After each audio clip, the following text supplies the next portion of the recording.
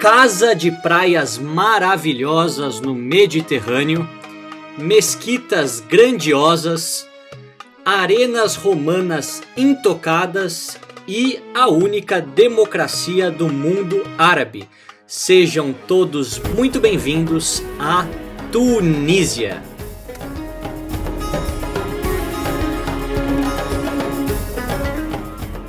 Bom, e hoje eu estou aqui no Museu Nacional do Bardo, que é uma cidade um pouco distante de Tunis e que tem a maior coleção de mosaicos romanos fora da Itália, um dos mais bem conservados, além também da história grega, fenícia, islâmica, turca e francesa que passaram por aqui.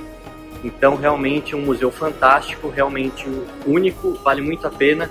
O ingresso apenas 13 dinars, o que seria mais ou menos uns 4 euros. E é lindíssimo porque é todo num palácio, no antigo Palácio Real.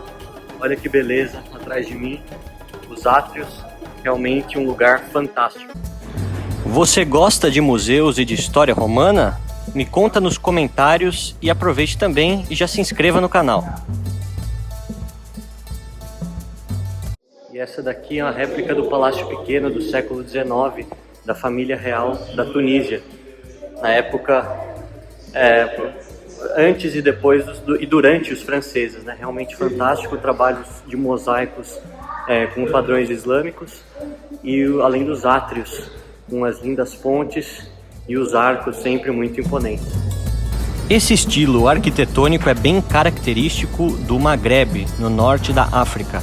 Edifícios similares também podem ser vistos no Marrocos, Argélia e Líbia. Não apenas as obras, mas o museu em si já enche os olhos de qualquer fã de cultura e história, assim como eu. A mistura de elementos árabes, africanos e europeus evidencia que a Tunísia foi palco de civilizações distintas e muito peculiares.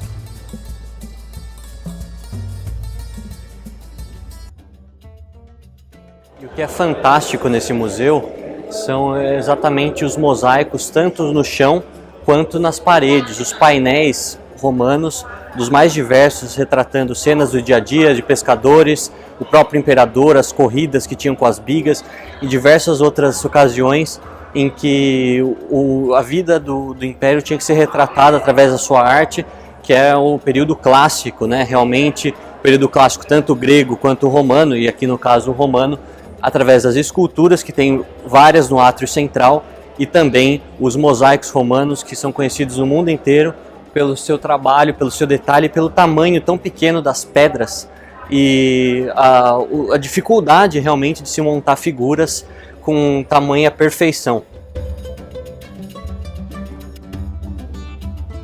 As tecnologias restritas da época romana me fazem sempre pensar como era grande a habilidade dos artistas em fazer obras tão complexas e precisas. O Museu Nacional do Bardo, né? Ele é atualmente onde ficava o antigo palácio da família real tunisiana, os beys, né? B-E-Y, que eram conhecidos desde o século XVIII até o século XX. Apesar do domínio francês, a família imperial se manteve aqui, afinal a Tunísia era um protetorado francês e não uma colônia francesa. Uns amigos meus também do Roca pelo Mundo já explicaram exatamente agora aqui na África a diferença entre protetorado e colônia. Basicamente o protetorado ele se utilizava de pessoas no local para manter a sua própria autonomia, enquanto a colônia era uma coisa mais incisiva e era uma autoridade, uma presença da metrópole muito mais clara. Então no caso do protetorado fazia sentido, e realmente foi o que ocorreu, ter ainda a família real atuando como chefe de Estado, apesar de fato a França ser quem jogava todas as cartas sobre essa região aqui no norte da África. Olha a riqueza desse teto, que maravilha! Realmente digno de reis. Quantidade de mosaicos romanos e a qualidade da conservação deles, por mais de 10 salas que você passa, realmente grandiosíssimas as estruturas. Cada painel retrata um aspecto da vida romana em seu vasto território. Agricultura, caças, guerras, confraternizações, sempre de maneira bem detalhada, um mosaico diferente eternizou o cotidiano dos romanos.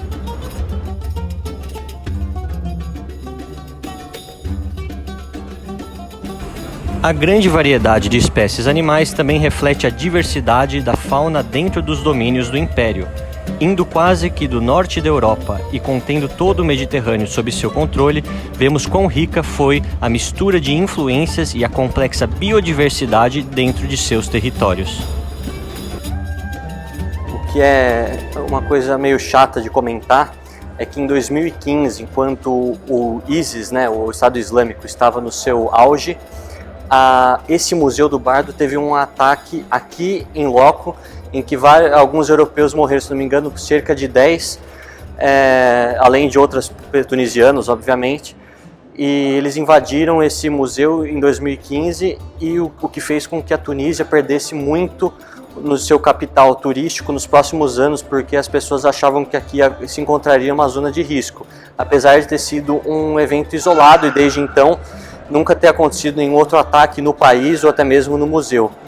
Porém, muitos comerciantes tiveram que diminuir os preços dos seus produtos, o museu teve que baratear o preço do seu ingresso para incentivar mais o turismo, tanto local quanto internacional, para essa parte, para tentar normalizar após os ataques.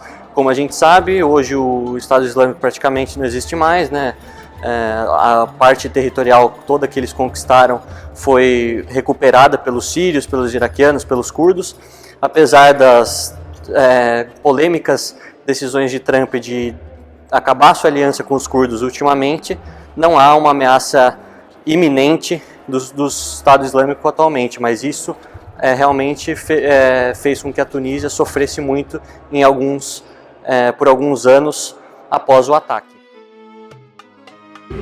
Outros artefatos originais da época também mostram a grande habilidade manual deles, fora os mosaicos. Mapas mostram quem dominou a região século após século, desde os fenícios, cartagineses, passando pelos romanos, até chegar na Tunísia atual.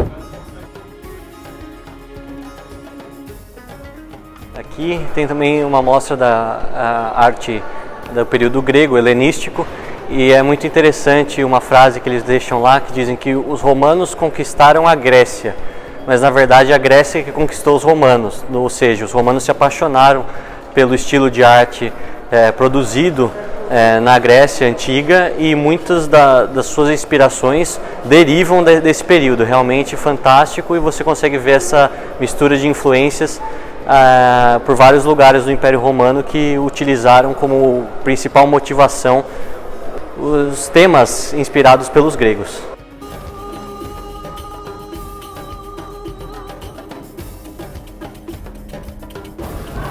Toda vez que tenho a oportunidade de ver a história de perto, me sinto um privilegiado. É realmente incrível que essas obras resistiram em tão bom estado de conservação, séculos de instabilidade.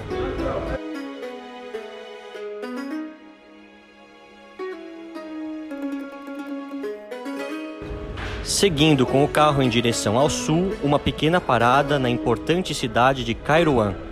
A gente chega aqui na cidade de Kairouan, uma das mais importantes da Tunísia, no quesito religioso. A mesquita daqui é a mais importante do país, também uma das maiores, juntamente com a mesquita de Zoituna, que eu mostrei ontem para vocês. E realmente um visual fantástico dessa cidade, que também é patrimônio mundial da humanidade através da Unesco. As ruas da cidade antiga nos relembram um tempo de ativo comércio feito sempre na base das negociações, a famosa pechincha. Por já ser tarde e eu não ser muçulmano, infelizmente não me permitiram entrar na principal mesquita da cidade. Essa mesquita é também a mais importante do país e uma das mais importantes no islamismo por atrair muitos peregrinos ano após ano.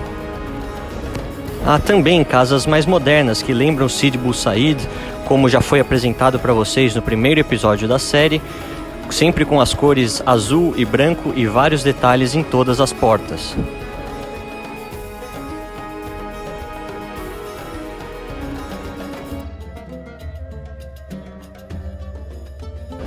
Por dentro, alguns comércios de roupas, calçados, eletrônicos, comida e muito mais.